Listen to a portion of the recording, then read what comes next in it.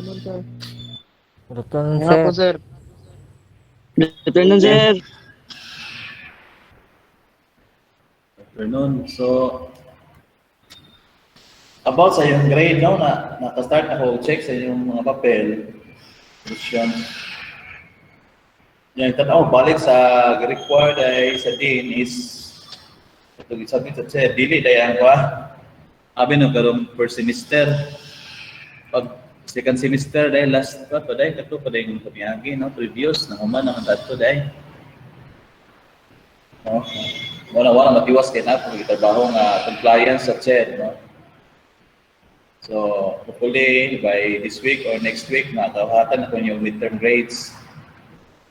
Yung gibasihan na to, kato lang yung midterm 50%, yeah, quizzes with assignments, no? Another 50%. Okay, so today we discuss another topic, no, chapter. So before we are done, we are in our last chapter. We discussed about modeling in frequency domain. As if you remember, our variables or equations obtained in modeling a system in terms of S or the frequency domain. Now, we will have another modeling. We will have another type of modeling, the time in modeling in time domain. So I'll present to you a screen.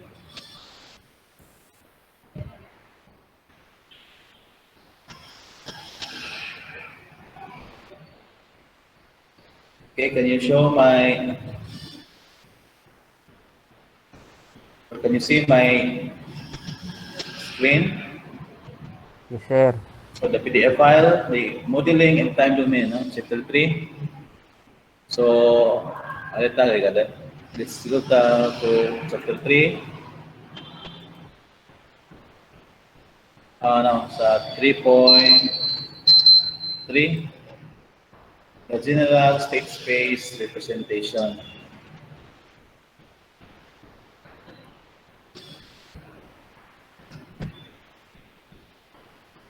Okay. So this is the general state space representation. A vector matrix representation. So let's have first define some terms here in this chapter. First, we have system variable. Any variable that responds to an input or initial conditions in a system.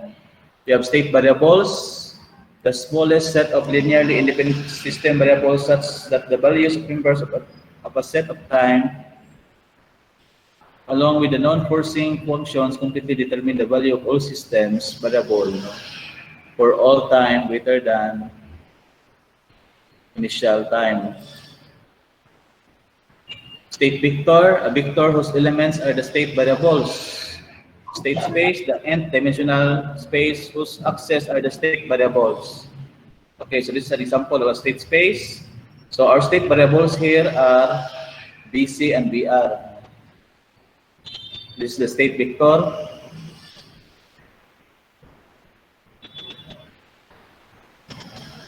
So state equations, a set of n simultaneous first order differential equation. First order meaning first derivative, no? Equations with n variables, where the n variables to be solved are the state variables.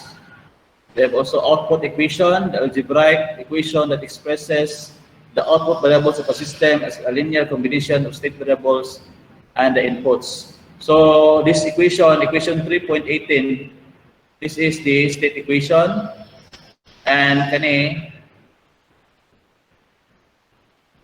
ang ato ang output kanang y, no? So we designate dotted x, no? Dotted x. So if you remember our symbol for the first derivative, no? Yung doon sa una, no? First derivative of x, dx over dt or dx over dy, no? dx over dt, or pwede po daw x prime, no? X prime. So here, og na dot kani, meaning na first derivative of x na siya with respect to time. Okay? So, kani siya, ang tawag kani na equation, the state equations, then kani, the output equation. So, we designate y as the output of the system. So, letters A, B, C, and D are constant. So, what are these letters? So, first, kaning x dire represents the state vector. State vector, no? Ano? X with respect to time. Then, the first derivative, no? Of the state vector, no? With respect to time. So, sanay bar x. Ano din bar x? Dotted x. It is dot in the top of the letter, no? X. Meaning na dx over dt, no? Then y is the output vector. U is the input or control vector. So kare na u, no? Input or control vector. So A is the system matrix. So kani mga big letters na represent ni og matrix, to. Kani A, B, C, and D. Then, ang letter B na to, input matrix. Then C, output matrix. D, the feed-forward matrix. Okay. So this is an example of state equation, no? So let's go directly to some sample problems.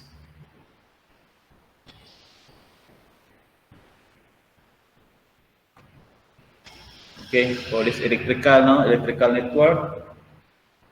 So required here is to represent this figure into a state space, no? Then our output here, it is stated that the output is the current through the resistor. So the current that will pass through the resistor is our output. Okay.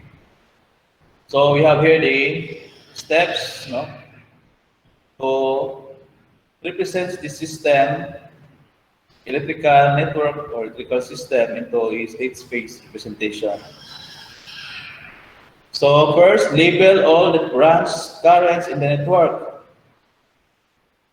So we have I sub L, array, ang current wagi, I sub R, and wagi dire, I sub C. So depende nyo sa yung label, no? Then, select the state variables by writing the derivative equation for all energy storage elements, that is in the inductor and the capacitor. Okay. Energy storage, you have inductor and capacitor. So, mga itong select na state variables, no?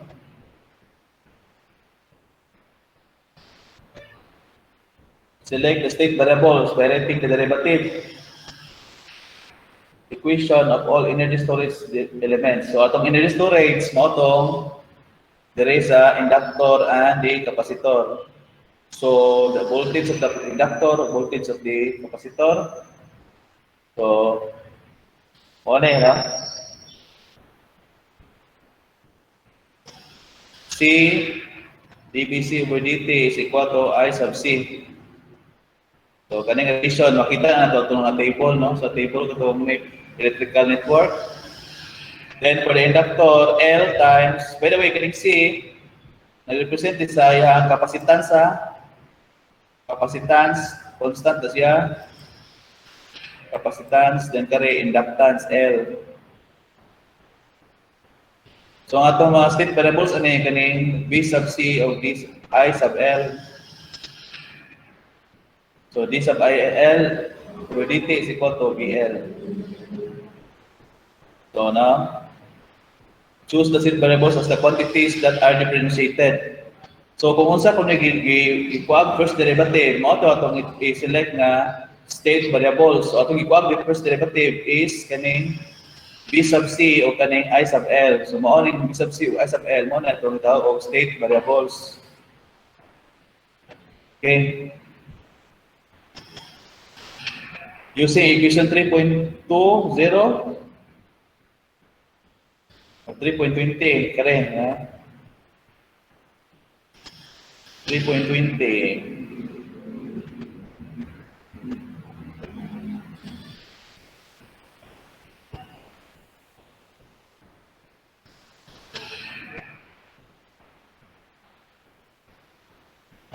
ano to? As a guide, we see that the state representation is complete if the right-hand sides of equation 3.22 and 3.23 gani can be written as linear combinations of state variables and the input. Since I sub c and VL are not state variables, so I sub c and diba kay ang ato mang gi-select nga state variables kay b sub c man, b sub c o katong I sub L. Sige basihan na sir katong base sa equation katong ni mga first derivative. Ikuan to first derivative mo na state variables. So since I sub c and b sub L are not state variables, our next step is to express I sub c and VL as linear combinations of the state variables b sub c and I sub L. Okay. So ito i-convert nga ang pikas na to are ma-in terms siya og I sub L o b sub c.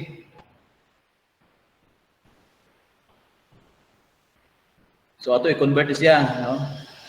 Na atong equations ani ma-in terms of I sub c, I sub L on b sub c. So using sa Kirchhoff's law, no, the sum of current in a node is 0. So I sub c basis atong sketch dire. Ano I sub c is equal to IL, ganito magkuha ani nga node 1. So I sub c is equal to IL minus kay ang L may entering katong pagawas IR. Okay, so then ang IR or I sub R is equal also to B sub C over BR, di ba? B sub C over BR. Di ba? Kaya mo katong current, di ba? Voltage is equal to current times resistance. So therefore, current is equal to voltage over the resistance. Sir, ano di on BR are? Okay. Kung mo tanawon diri sa atuang sa electrical network, di ba parallel na siya? Parallel ang connection sa resistor o sa kapasitor. Di ba unsa to sa parallel? Ang voltahe nga mabasa na to, no? Diha, okay. Kay parallel man sila, equal na. So meaning the voltage here, no? At the resistor and the capacitor are equal. So therefore, B sub C is also equal to IR times R. Or I sub R is equal to B sub C over R.